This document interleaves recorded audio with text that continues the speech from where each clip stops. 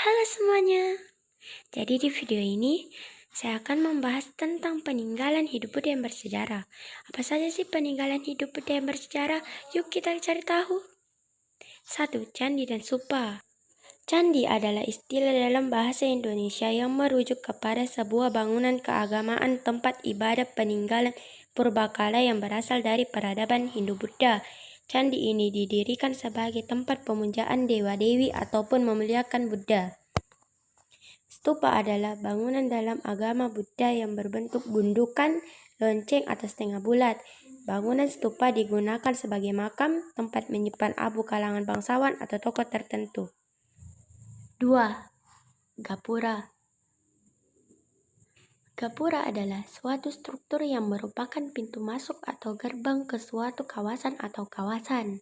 Contoh bangunan gapura adalah Gapura Wringin Lawang di Trowulan, peninggalan kerajaan Majapahit. Macam-macam gapura. Gapura ada yang beratap dan berdaun pintu dan ada yang menyerupai candi terbelah dua.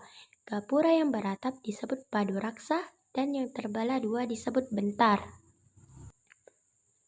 3. Petirtaan.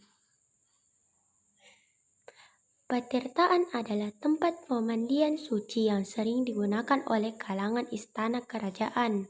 Contoh bangunan petirtaan adalah Petirtaan Tirta Empul dan Jolotundo. 4. Patung atau arca.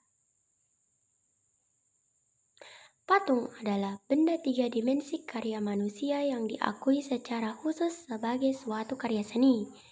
Fungsi patung terbagi menjadi 5, yaitu A. Patung religi, tujuannya untuk sarana beribadah dan bermakna religius bagi sebagian umat beragama.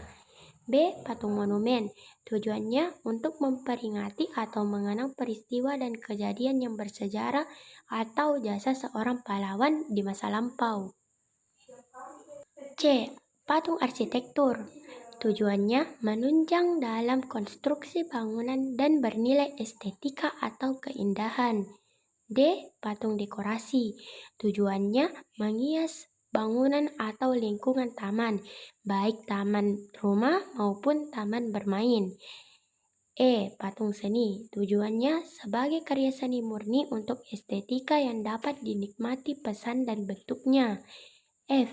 Patung kerajinan, tujuannya untuk dijual karena dibuat oleh para pengrajin dan menghasilkan banyak untung.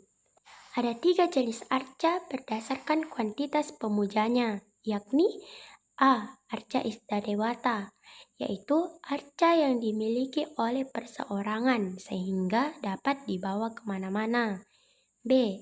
Arca Kuladewata, yaitu arca yang dimiliki oleh sebuah keluarga, biasanya terdapat di rumah-rumah. C. Arca Garbewata, yaitu arca yang dipuja oleh banyak orang. Kira-kira ada yang tahu nggak gambar ini gambar apa? Wah, betul sekali. Gambar ini merupakan contoh dari relief.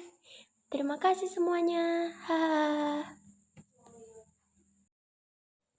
5. Relief. Relief adalah seni pahat pada dinding suatu bangunan atau candi yang biasanya dibuat di atas batu dan ukiran 3 dimensi. Contoh relief adalah cerita Ramayana yang dipahat pada dinding Candi Prambanan. 6. Prasasti. Prasasti merupakan piagam atau dokumen yang ditulis pada bahan yang keras dan tahan lama, atau tulisan pada batu yang memuat berbagai informasi tentang sejarah dan peringatan atau catatan suatu peristiwa.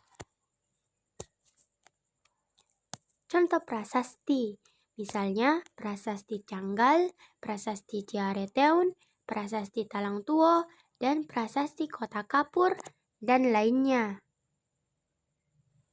7. Kitab. Kitab merupakan karangan berupa kisah, catatan, laporan tentang suatu peristiwa atau sejarah. Kitab-kitab peninggalan hidup Buddha antara lain adalah Kakawin Bharatayuda karya Mpu Seda dan Mpu Panulu, Kitab Negara Kertagama karya Mpu Prapanca dan Sutasoma karya Mpu Tantular.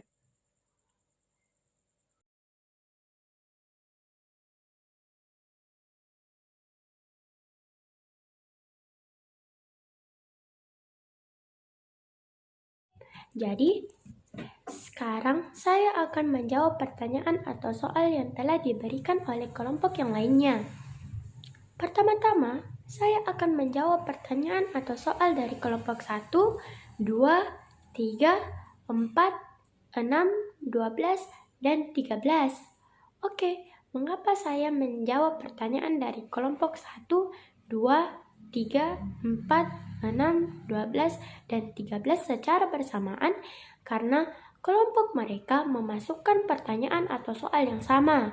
Oleh karena itu, agar lebih mudah dan tidak memakan banyak waktu, kita menjawabnya secara bersamaan. Soalnya adalah, sebutkan 7 peninggalan pada masa Hindu-Buddha di Indonesia. Jadi, jawabannya yaitu 1. Candi atau stupa, 2. Gapura, 3. Petirtaan, 4. Patung atau arca, 5. Relief, 6. Prasasti, dan 7. Kitab. Dan selanjutnya, saya akan menjawab pertanyaan yang diberikan oleh kelompok 8. Soal pada kelompok 8 memiliki soal yang sedikit berbeda dengan kelompok sebelumnya. Soalnya yaitu, sebutkan 6 contoh peninggalan Hindu-Buddha beserta pengertiannya masing-masing. Jadi, jawabannya adalah 1. Candi atau stupa. Candi adalah istilah dalam bahasa Indonesia yang merujuk kepada sebuah bangunan keagamaan, tempat ibadah peninggalan purbakala yang berasal dari peradaban Hindu-Buddha.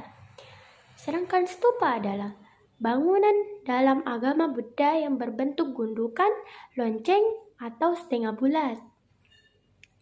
2. Gapura. Gapura adalah suatu struktur yang merupakan pintu masuk atau gerbang ke suatu kawasan atau kawasan. 3. Patung atau arca. Patung adalah benda 3 dimensi karya manusia yang diakui secara khusus sebagai suatu karya seni. Sedangkan arca adalah patung yang dibuat dengan tujuan utama sebagai media keagamaan atau sarana dalam memuja Tuhan atau dewa-dewinya. Dan keempat ada relief. Relief adalah seni pahat pada dinding suatu bangunan atau candi yang biasanya dibuat di atas batu dan ukiran 3 dimensi.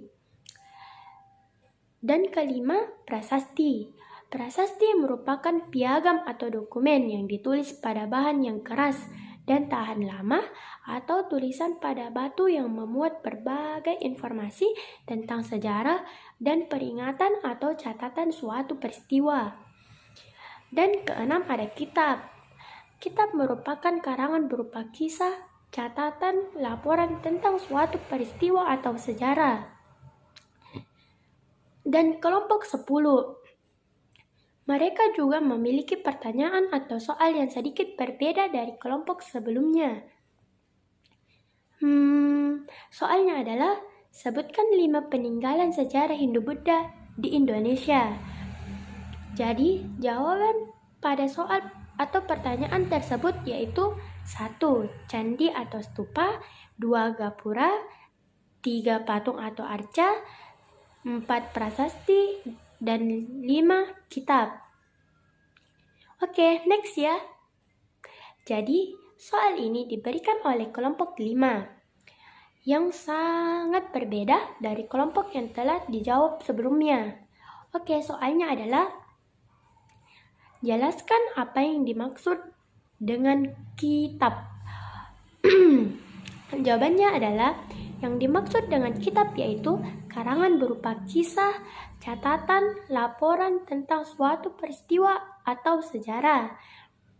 Sedangkan kelompok 14 juga memiliki perbedaan yang sangat jauh dari kelompok-kelompok yang lainnya. Soalnya yaitu, jelaskan apa yang dimaksud dengan relief dan berikan contohnya. Oke.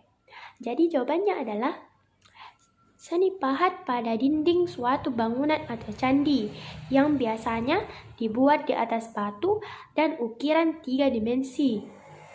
Contohnya adalah cerita Ramayana yang dipahat pada dinding Candi Prambanan. Oke, ternyata tidak ada lagi pertanyaan yang diberikan untuk kelompok saya, kelompok 9. Dan saya juga telah menjawab seluruh pertanyaan atau soal yang telah diberikan oleh kelompok lain. Kalau begitu, saya menutup materi pada kali ini dengan ucapan wabillahi taufiq wal hidayah. Wassalamualaikum warahmatullahi wabarakatuh.